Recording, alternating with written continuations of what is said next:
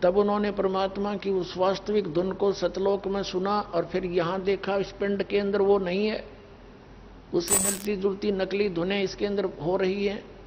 तब आदरणीय गरीबदास साहिब जी ने कहा था, कोई है रे परले पार का जो भेद कहे जनकार का।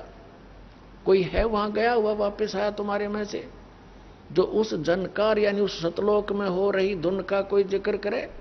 तुम सुनो इसके अंदर और बात करो सतलोक की। जो भी इस पिंड के अंदर सुनाई देती है ये काल की धुन है, इसने नकली बनवा रखी है।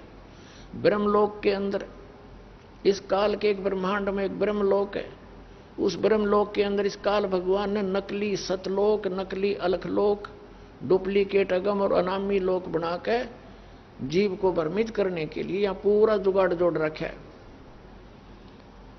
परमात्मा आए, उन्होंने ये ज्ञान दिया, इसका षड्यंत्र उजागर कर दिया कि तुम्हें ये मूर्ख बना रहा है। परमात्मा वहां साकार है सतलोक के अंदर और सभी ऐसी सृष्टि है जैसी यहां पर है, और वहां जरा और मरण नहीं है, वहां बुढ़ापा नहीं, मृत्यु नहीं।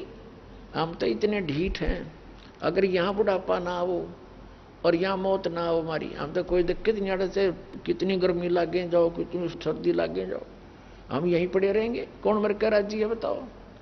बात बनावे नो के सचखंड में प्रकाश ही प्रकाश है और उसके अंदर आत्मा ऐसे मिल जाती जैसे बूंद समुद्र में।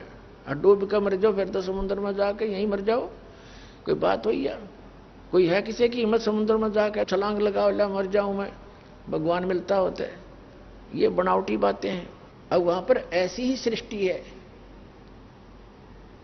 लेकिन ये डुप्लीकेट है, ये तो एक मिट्टी के खिलौने समझ लो, और वो सोने के आभूषण है, सोने का नाश नहीं होता।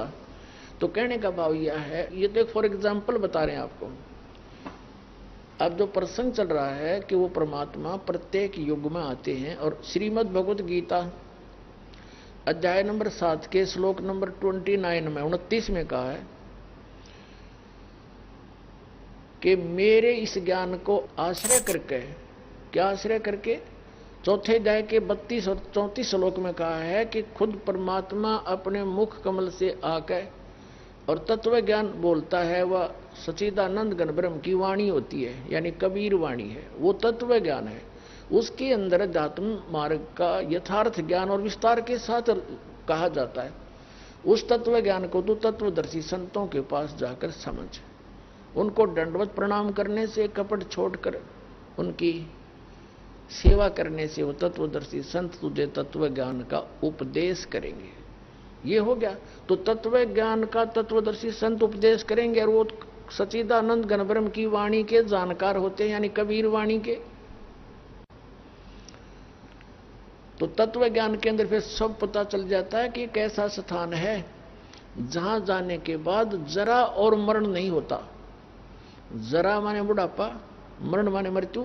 इससे भी सिद्ध है कि जहां वो सृष्टि है वहां पर जहां अवृद्ध अवस्था नहीं है और मौत नहीं है, ये दो दुश्मन है हमारे।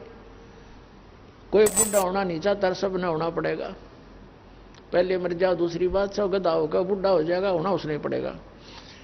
और दूसरे जो है मृत्यु डेफिनेट, और सबसे घना भय मृत्यु का हमने, और यह दोनों कंपलसरी। तो फिर ये इच्छा क्यों रहती है हमारे को?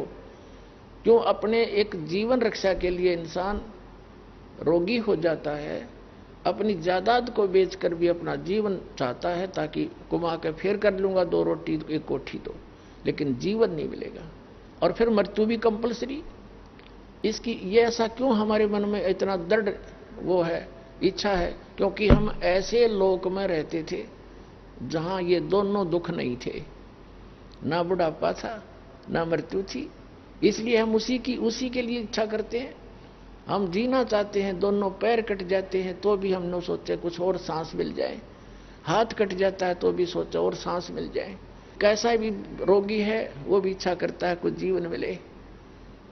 हम उस स्थान को छोड़ कर आएंगे यहाँ पर नमक की बोरी में और खांड का स्वाद ढूंढ रहे हैं।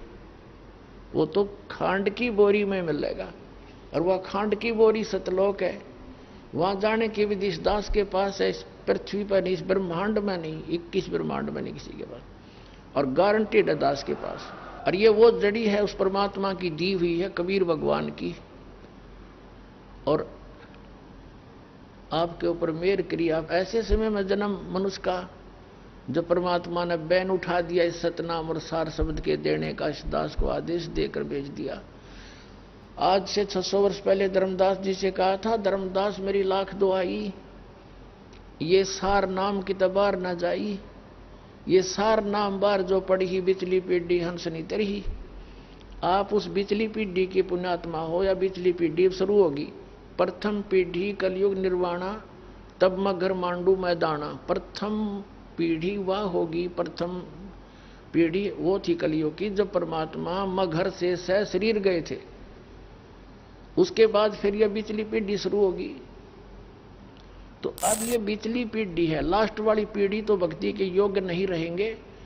अब भी इतना सतर गिरता जा रहा था, ये नास्तिक होने जा रहे थे। जितने भी ये काल के पंथ हैं, राधा स्वामी, धन सतगुरु, सच्चा सौदा सिरसा, जगमाल वाली और ये सिरसा वाले, और ये जितने भी जय गुरुदेव पंथ हैं, या यू आसाराम का पंथ है, सुधांशु का पंथ है, ये तो वही बड़काड़े खिलौने ले रहे हैं, सीधे ही रामकृष्ण पर आधारित हैं। और ये बाल योगेश्वर, ये सतपाल के, ये कृपालु, और इन कक्का पता नहीं क्या है, अध्यात्म मार्ग का ये ब्रह्म ऋषि कुमार स्वामी, इन कख नहीं पता। आठ दे टाइम इनका ये ऐसे जाएंगे जो दिखे नहीं गए कि